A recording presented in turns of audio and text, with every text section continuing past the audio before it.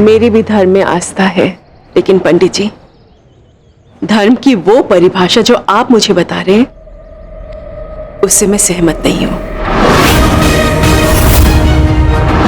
दुख की बात तो यही है पंडित जी कि लोग अपनी आंख, कान, समझ सब बंद कर कर वो ही मानने के लिए तैयार हो जाते हैं जो कुछ लोग धर्म के नाम पर उनसे मनवाते हैं।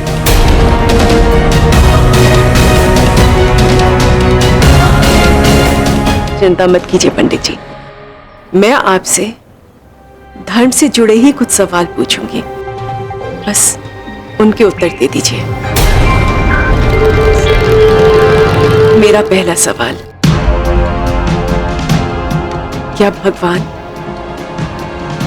इंसान में फर्क करते हैं, भेद करते हैं, छोटे बड़े में, अमीर गरीब में, औरत और पुरुष में?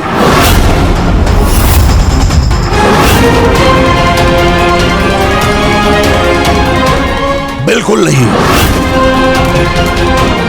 वो सबको एक समान देखते हैं, उनकी नजर में सब बराबर है। जब भगवान के लिए सब बराबर है तो इंसान ये भेद क्यों करता है? मुझे सुहागन औरतों से अलग क्यों समझा जाता है?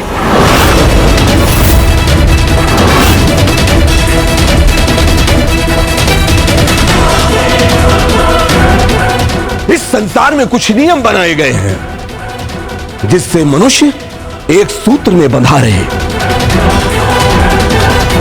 अगर ये नियम ना रहे ना तो मनुष्य और पशु में कोई अंतर नहीं रहेगा। आपने सही कहा पंडित जी, इंसान और पशु में अंतर है, क्योंकि इंसान ज्यादा समझदार होता है। लेकिन फिर भी हैरानी की बात यह है पंडित जी कि जब एक हिरनी अपने हिरन को खो देती है, तब भी जंगल में बाकी पशु पक्षी उसे जंगल से बाहर नहीं निकाल देते हैं, लेकिन हम इंसान ऐसी औरत को जीने नहीं देते। ये तो समझदारी वाली बात नहीं हुई ना पंडित जी? ऐसा क्यों? कहा ना, समाज और समझ के नियम। पंडित जी, ये तो हम लोग अपनी सहूलियत के हिसाब से बना भी देते हैं और तोड़ भी देते हैं। जो पूजा पूरे दिन होती है, वही हम अगर थोड़े से पैसे दे तो शॉर्टकट में हो जाती है। एक पूजा के लिए 5 रुपए भी काफी होते हैं और उसी पूजा के लिए 5 लाख भी कम पड़ जाते हैं। ये कैसा नियम है, कैसी पूजा है पंडित जी?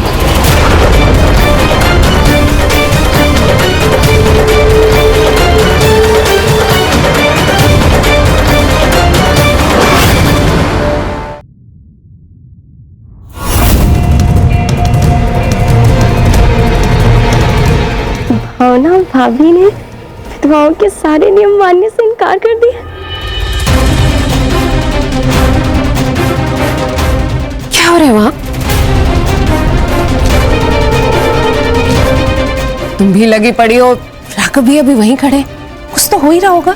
मुझे नहीं पता भाभी, कुछ नहीं हो रहा। शास्त्रियों के घर में कुछ न कुछ ड्रामा तो चलता ही रहता है, सबके सब नमूने भरे पड़े हैं। भाभी, हर फैमिलीज में कुछ ना कुछ प्रॉब्लम्स होती हैं, उस फैमिली में भी है, पर इसका मतलब ये नहीं कि वहां हर कोई नमूना है। वहां भी कुछ लोग अच्छे हैं। डिंपल, तुम्हें बड़ा बुरा लग गया? क्या बात है? उस घर में तुम्हें कौन अच्छा लगने लगा? कोई मम्मी,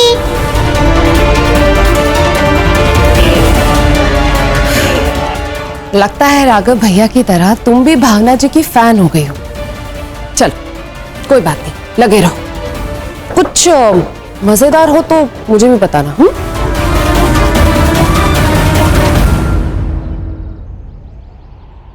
मेरा दूसरा सवाल, क्या जन्म और मृत्यु भगवान के हाथ में है या इंसान के हाथ में?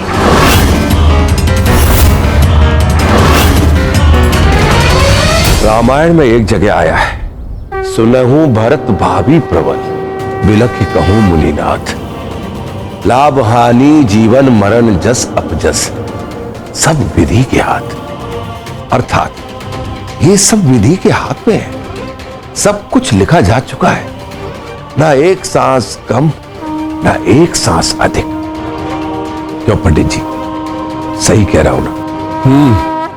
तो पंडित जी, जब सब कुछ भगवान के हाथ में है तो इसका मतलब मेरे पति का जीवन और मरण वो भी उन्हीं के हाथ में हुआ होगा। जब मेरे पति की मृत्यु भगवान की मर्जी से हुई है तो मेरी जिंदगी, मेरी हंसी, मेरी खुशी, मेरे सपने समाज के हाथ में कैसे?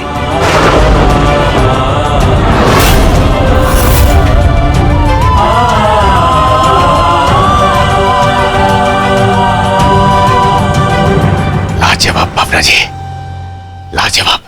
पंडित जी, जीवन को तो अमृत दान कहा गया है ना? क्या इस अमृत दान को व्यर्थ कर देना चाहिए? जीवन अमृत का व्यर्थ करना महापाप है, उसका तो सम्मान करना चाहिए। धर्म, कर्म और सदाचार से रहना चाहिए। बस मैं भी यही करने की कोशिश कर रही हूं पंडित जी। जिस धर्म का पालन मुझे और मेरे पति दोनों को इकट्ठे करना चाहिए था, आज अगर वो नहीं है तो क्या मैं भी अपना कर्म, अपना धर्म, अपनी जिम्मेदारी सब छोड़ के आश्रम में बैठ जाऊं?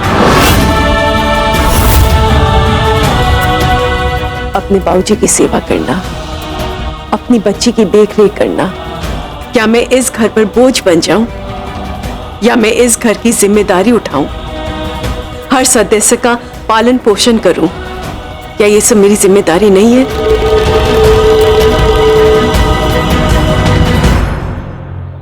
और पंडित जी, मैं अपने धर्म का पालन हंस के करूं या रो के करूं, ये तो मेरी मर्जी होनी चाहिए ना। अपना सर मुंडवाकर, बेरंग कपड़े पहनकर अपना जीवन आश्रम में व्यतीत करूं, दुखी होकर शोक विलाप में, क्या ये सब जीवन अमृत का अपमान नहीं है?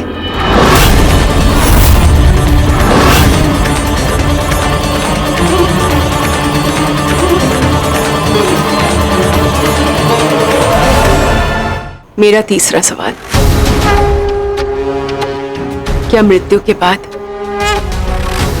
इंसान ऐसी जगह पे चला जाता है जहां पे उसका प्रेम, उसकी इच्छाएं, उसकी सोच सब बदल जाती है, सब खत्म हो जाता है?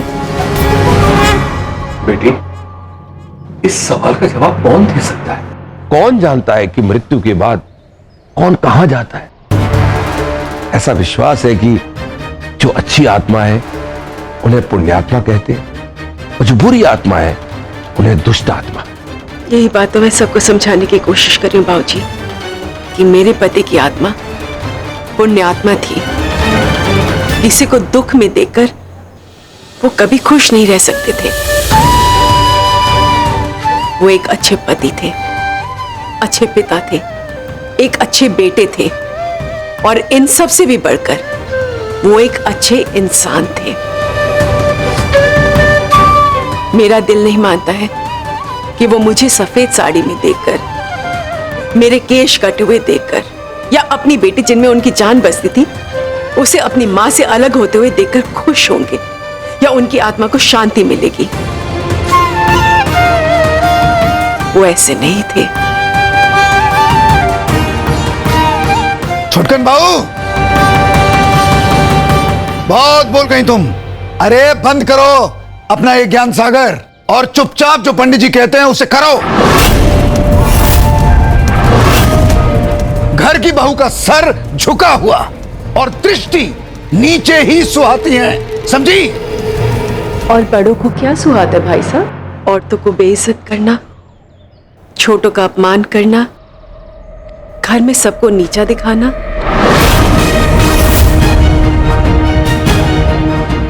भाई साहब आप ये सब क्यों कर रहे हैं? अपने अनुज की आत्मा की शांति के लिए। आपको क्या लगता है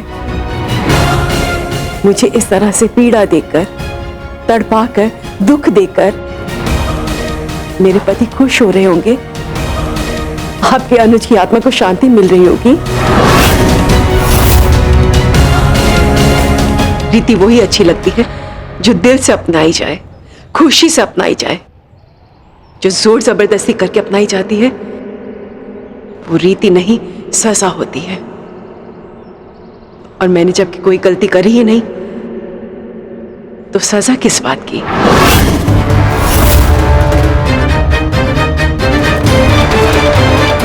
अच्छा ठीक है, अगर रीति की बात करनी है आप मुझे बताइए कि क्या सिर्फ मैंने अपना कोई खोया है?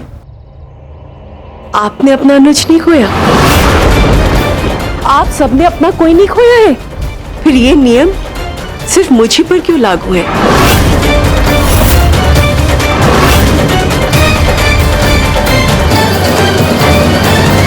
सारा जीवन आप सबको भी तो मेरी तरह ही बिताना चाहिए ना, बेरंग, निरस, और मैं ही अकेले अपने केश क्यों कटवाऊं?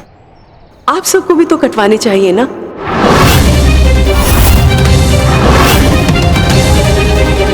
हो सकता है भाई साहब आप लोगों का भी ये सब करने से घर में जो संकट है, विपदा है, सब खत्म हो जाए।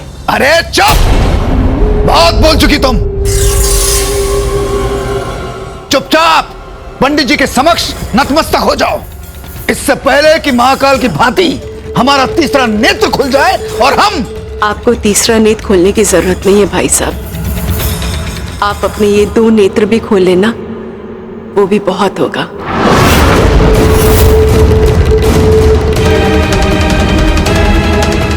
और नतमस्तक होने में मुझे कोई आपत्ति नहीं है, लेकिन पंडित जी ने मेरे एक भी सवाल का सही से जवाब नहीं दिया, तो इन्हें मैं वो दर्जा देना ही नहीं चाहती हूं। मेरा विश्वास ईश्वर में है, अंधविश्वास में नहीं। मैंने अपना पति खोया, मेरी जिंदगी खत्म हुई, मेरे सपने टूटे, मेरा दिल टूटा, लेकिन फिर भी हिम्मत कर कर मैं फिर से खड़ी हुई, अपने पैरों पर खड़ी हुई, फिर से जिंदगी जीने की कोशिश करी, क्योंकि किसी ने मुझे रास्ता दिखाया, किसी ने मुझे ये ज्ञात करवाया कि जिस तरह से सूरज की किरणें आप सब पर पड़ती हैं, वो मुझ पर भी पड़ती हैं। सूरज रोज उगकर ठीक उसी तरह से आपको भी रोशनी देता है जैसे हमको देता है। जिस हवा में आप सब सांस लेते हैं, उसी हवा में मैं भी सांस लेती हूँ।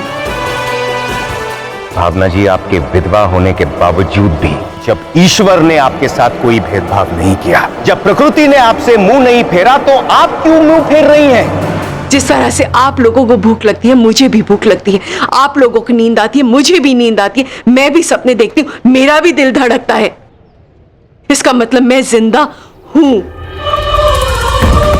और जो लोग जिंदा होते हैं वो जिंदगी जीते हैं, मरने वाले के साथ मर नहीं जाते हैं। जगजीवन अंकल से किसी ने नहीं कहा कि अभी आपका बेटा परलोक सिधार गया है तो आप अभी बैठकर सिर्फ रोएंगे, तो फिर पत्नी ही क्यों इस खूंटे से बांधी जाती है?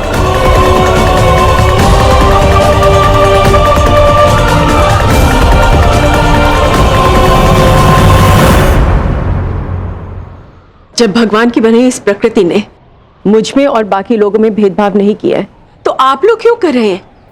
क्या ये न्याय है?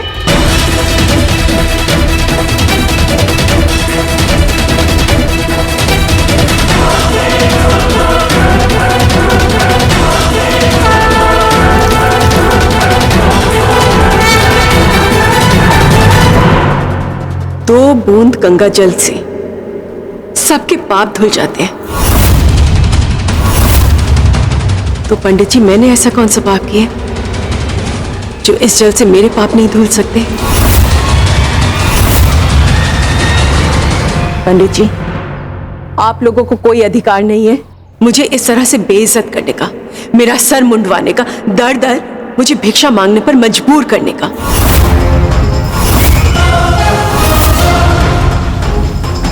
मैं पढ़ी लिखी हूं, मेहनत करके मैं अपने पैसे कमा सकती हूँ, फिर आप लोग मुझे क्यों मजबूर कर रहे हैं कि दर दर जाके मैं भीख मांगू? सच तो ये है कि मैं सफेद वस्त्र पहनूं या रंगीन, मेरे पति वापस लौटने वाले नहीं हैं और ना ही मेरा दुख कम होने वाला है और ना ही मेरे पति की आत्मा को शांति मिलने वाली है, क्योंकि वो इन तकियानुसी बातों में विश्वास ही नहीं करते थे। और यही कारण है कि मैं आपके बताए नियम का पालन नहीं करूंगी।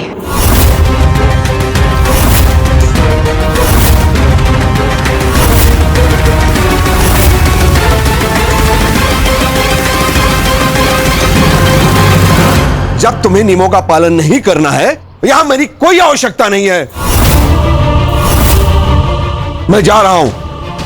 पंडित जी, पंडित जी, पंडित जी, पंडित जी, आप ऐसे रुष्ट होकर कहां जा रहे हैं? यहां पर आपकी आवश्यकता है। बाबूजी, बोलिए। जाने दे उन्हें। मैं चला।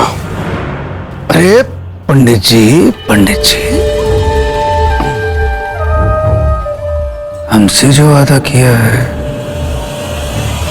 हमें जो वचन दिया है, वो भूल गए क्या?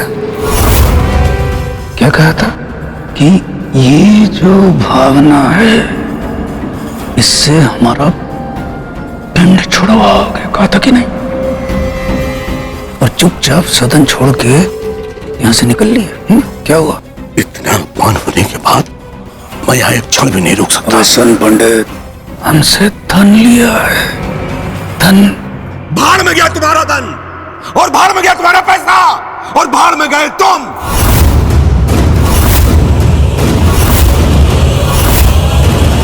भाड़ में गया इस स्त्री को घर से बाहर निकालने का तुम्हारा षड्यंत्र।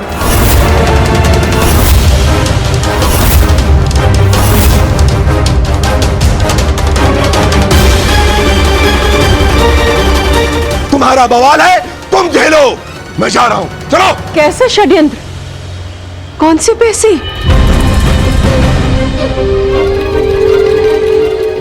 पंडित जी, आपको जो कष्ट हुआ है, उसके लिए आपका जो धन है वो आपको मिल जाएगा। आप जाइए ना, चलिए जाइए। रुकिए पंडित जी, मेरे सवालों का जवाब दिए बिना आप यहां से नहीं जाएंगे। कौन से षड्यंत्र की बात हो रही थी? कौन से पैसे?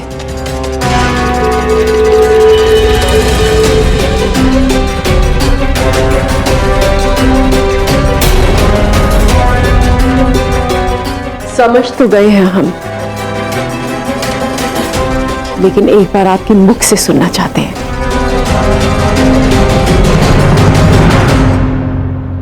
इन्होंने मुझे पैसे दिए हैं तुम्हें सबक सिखाने के लिए।